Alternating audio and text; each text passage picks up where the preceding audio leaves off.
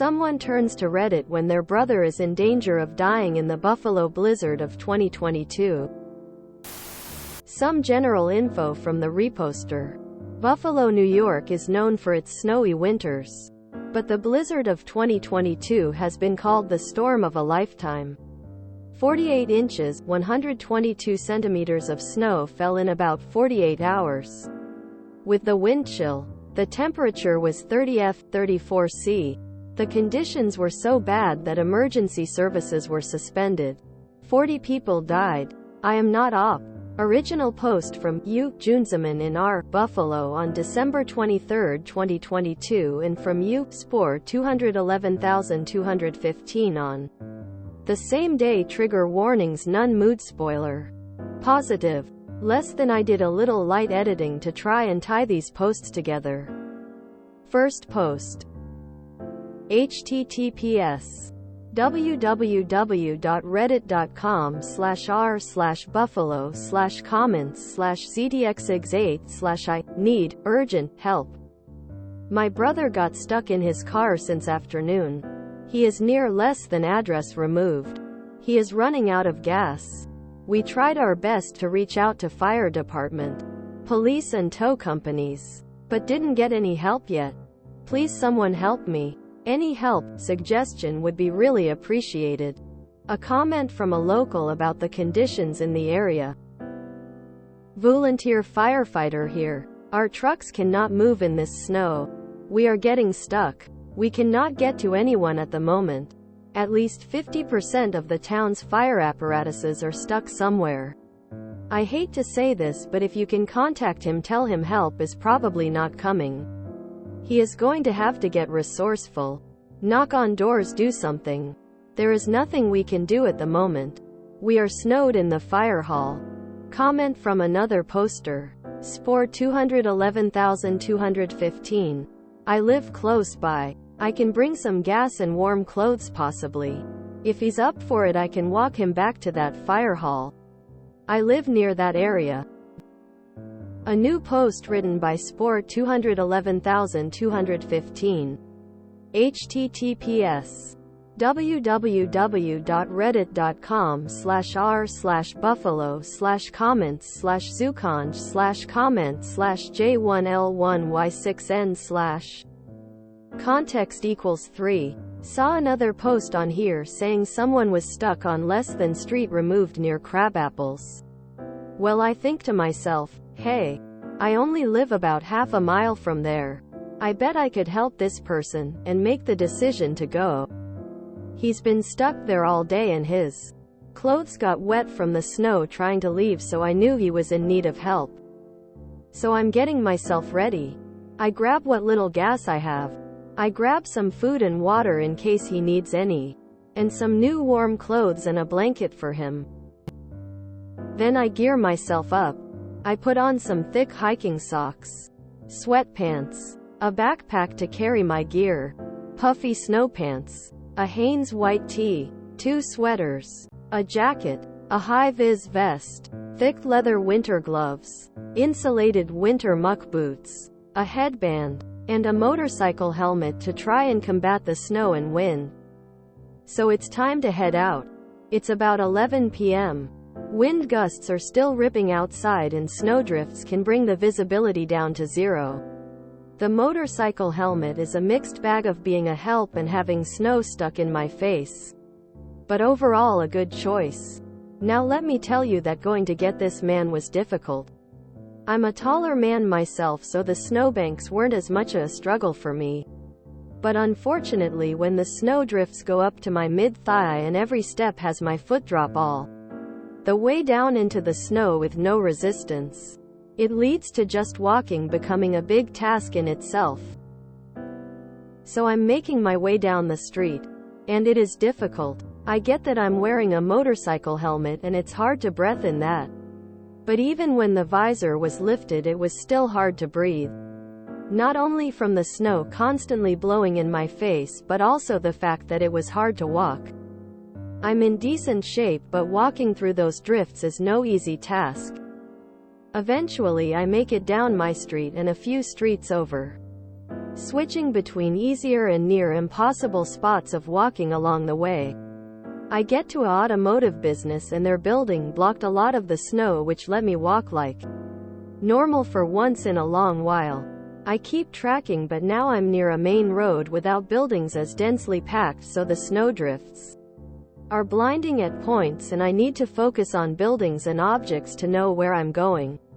Eventually I make it to the Monskar after a good 40 minutes of walking when I only traveled 0.6 miles. So I get to the car and give him some clothes because that's mostly what he was interested in. Didn't care for any gas or food or water, but I made sure to offer it to him to be sure. He changes and gets ready to make the trek himself with my help. After a few minutes he is ready and we're on our way. He says he talked with someone and he has a house he can go to be warm and safe for the night. That is about 0.3 miles away. Alright, sounds good, let's head there. We make our way there. The man is not well dressed for the weather. But you gotta work with what you've got. He has regular sneakers on. His pants and my snow pants I gave him. The hat I gave him. The sweater I gave him and his shirt underneath. He throws a blanket on his head as a kind of protection against the wind and snow. It's bad out. My tracks from just a few minutes ago are all but gone. But I know the way I'm going, so it's alright. We walk up the road to the cross street and quickly cross the street. It's hard to see or hear anything, so we can't really tell if a plow is coming, so we act fast to try and stay safe. Then we make it to the side street. Well, needless to say, that street hasn't been plowed in ages. Snow drifts near my chest and no paths available. So time to trailblaze and make our own. We need to make it maybe like 9 or 10 houses into the street, but with snow like this we are barely progressing at all. I'm dressed for the conditions, so I'm only getting tired. The man I'm helping isn't doing great. Snow is accumulating on his face and he occasionally falls into the snowbanks and needs to recover.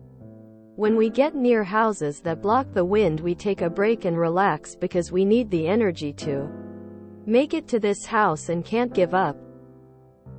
We'll eventually, through more struggles, we eventually make it to the house. About 0.3 miles in 30 or so minutes. The person living in the house graciously lets us both in.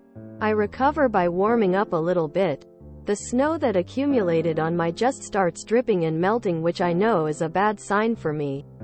So I make my stop short so I'm not drenched in water on my trek back. The man I helped is very thankful and gets comfortable and warm for the first time in hours. But I can't stay long, so I tell him I'm glad he is safe. Thank the homeowner, renter, whoever the man that let me in was.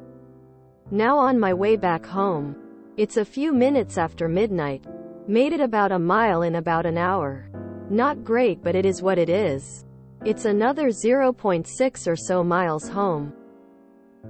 My phone is getting caked with ice at this point, but surprisingly keeps working throughout the whole trip without any issues.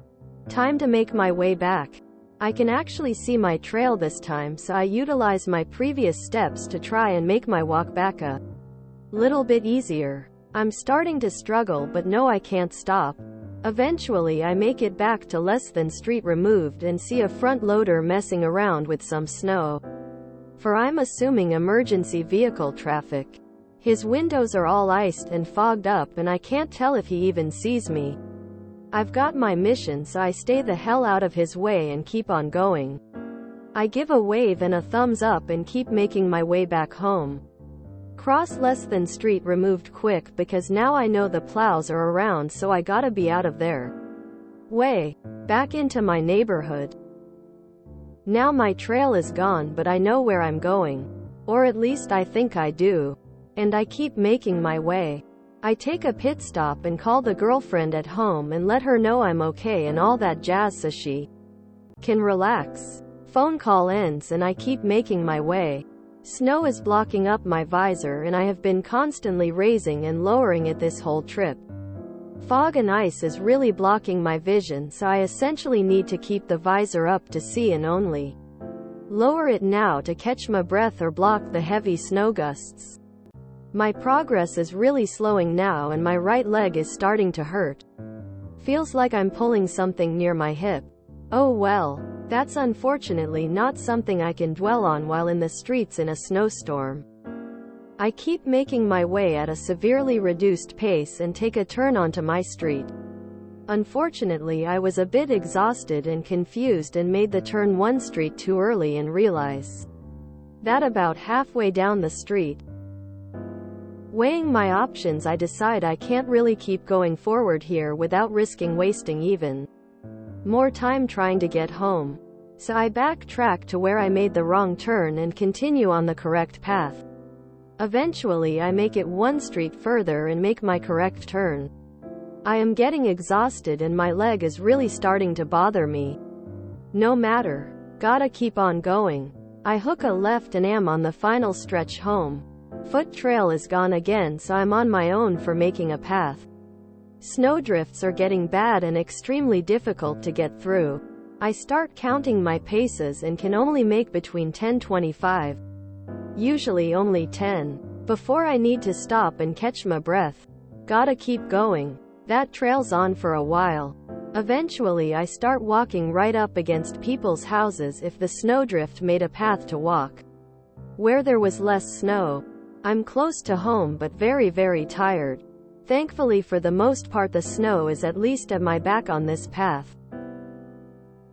I keep struggling but can't give up. I am making nearly no progress but I gotta get home. Eventually I can see my house light but still have little energy to make it there. 10 steps. 10 steps. 10 steps. I'm close. I see the last section of snow to near my house. 5 steps. My leg is really hurting. 5 more steps. Boom. Home. I am exhausted and ready to drop. I make it in the door. Girlfriend helps take off all my clothes and backpack and whatnot. I'm caked in snow but stayed warm throughout. I try to take my helmet off but the snow caked onto the back of my head so much that my hair had ice in it that made them stuck together and she needed to melt the ice with her hand to get it off. I have her check me for frostbite and surprisingly there's none to be found. Which I might debate. At the time of writing this my ears and still a bit numb and funny feeling. But nothing of much concern here. Almost like the feeling of Novocaine at the dentist but to a much lesser extent. And then I relax. She has hot cocoa ready for me as I walked in and I just get to relax now. I earned this hot chocolate. Mission success. Helped a man get home safe and got home myself. TLDR. Saved a man stuck in the snow. It's a monumental effort to walk in this snow. If you're not saving your life or someone else's, stay home. If you don't know what you're doing, don't have the right gear, and aren't in good enough physical shape, you will die. A comment from the homeowner who took Junsa man's brother in. Thank you, man. You saved the guy's life. May Allah bless you. I'm the homeowner who you guys came in. For a second I thought you were a first responder with your motorcycle. Helmet on. Lol. It's a happy ending story. The man stayed in my house 2 nights. And he headed out this morning. He helped me clean snow off my driveway before he left. He arrived his home safe. His car is still stuck on the road. Thank you once again. And the response from Spore 211,215. You helped save him too. Thank you for letting him in to stay with you. You're a hero for letting him in. No problem at all. Update 2 from Junzaman.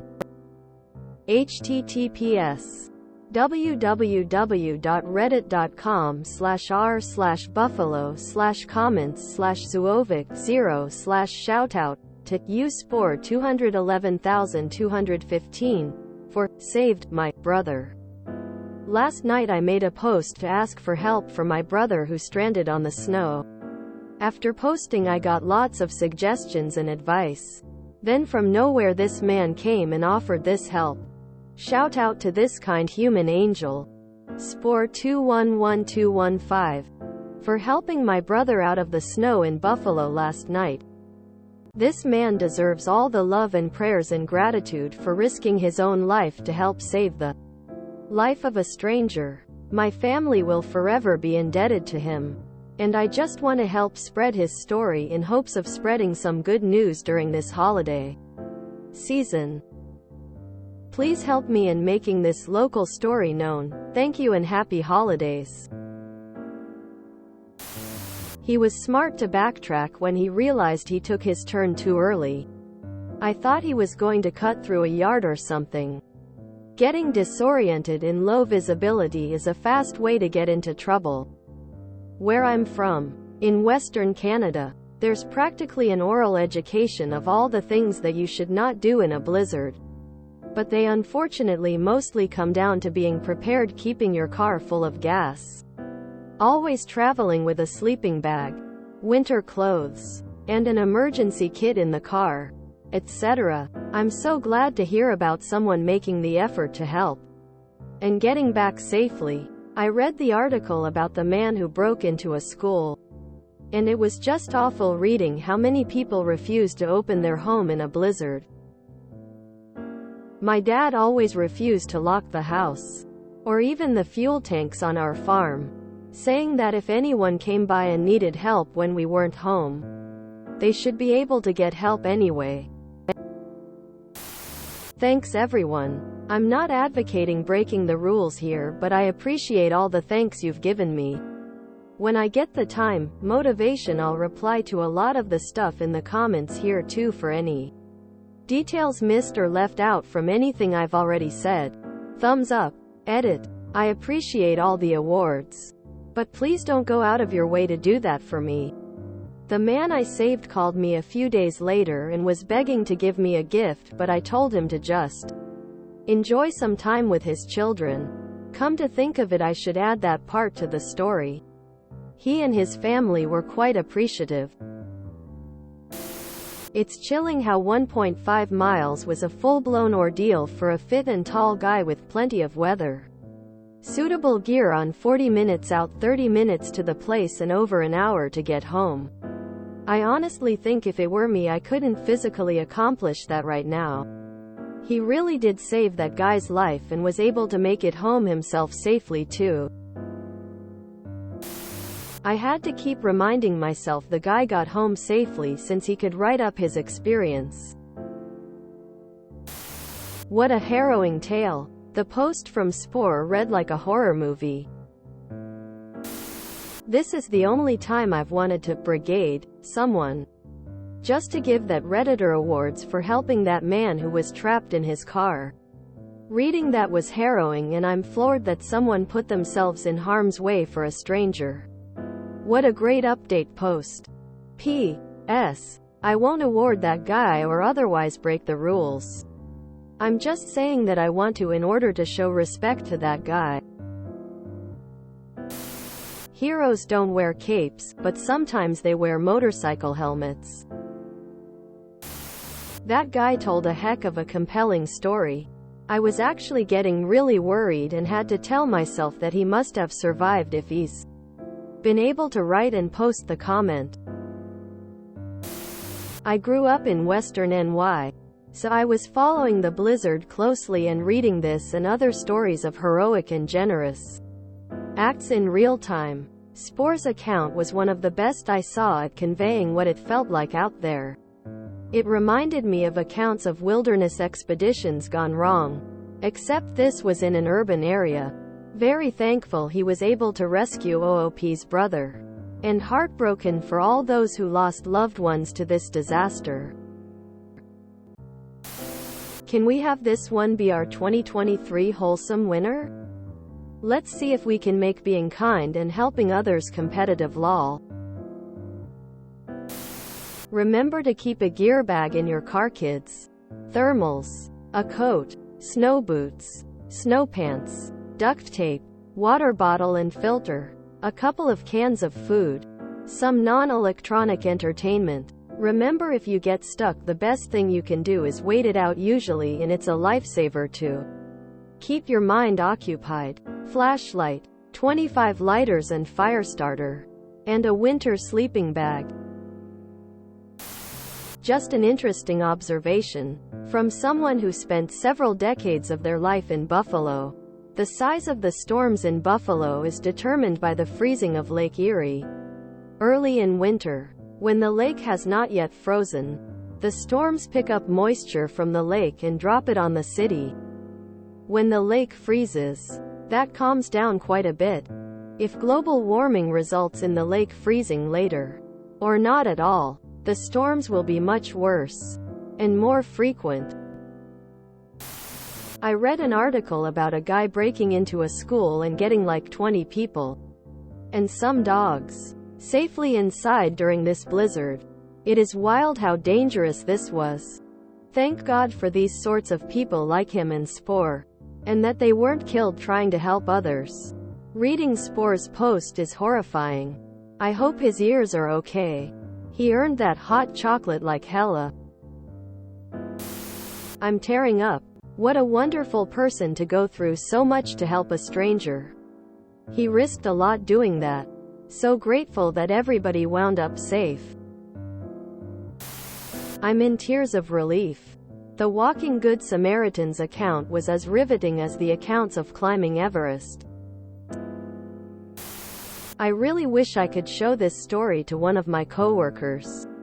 She's under the impression that the people who died in the storm would have survived if they had one extra layer of clothes and a hand warmer. What this person did is absolutely incredible, and he's very lucky to have survived. And I'm glad Oop's brother was rescued by him as well. So many people weren't, and it really makes me sad.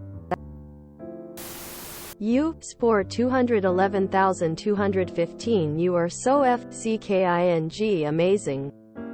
I know people will be asking if they can send something to you, and I want in on that. Unless you have a charity we can donate to in your name? Tip for all to be ready in case this ever happens to you. You can buy a dozen or however many Mylar emergency blankets and keep a few in your car. The way they work is they make convection heat, and they reflect your body heat back at you so you don't lose all the heat. You recycle it for yourself. I spent a winter visiting a stray cat who was living under an old loading dock attached to an abandoned building in the middle of other abandoned buildings. And I got good at gearing up, so I was good for an hour visit. But my toes would always go numb, so I cut up Mylar and wrapped it against my feet and then put socks over it. It worked so well that my OCD kicked in and I bought a box of 100 and forced all my friends to put a few in their glove boxes. I never had to go through snow past my knees, but I did have to get through a few hundred feet of unplowed parking lots, which were often icy. So I wrapped heavy tights around each knee, and later ordered knee pads. I was desperate to convince that cat to move in with me. And I'd crawl the entire way BC. I figured if I fall on the ice then I won't be able to get to him. With food and non-frozen water for weeks, and I don't know anyone who has chains on their tires. Edit. See strike through. It sounds like someone going to the North Pole or something. Escaping from a Siberian gulag type of thing. Okay, but what phone does this guy have? OMFG. Sometimes people do things so amazing it makes me feel better about humanity as a whole species. If you enjoyed this video, please check out our playlists full of similar content. Epic Ericast is like doom scrolling for your ears. Please like, share, and subscribe.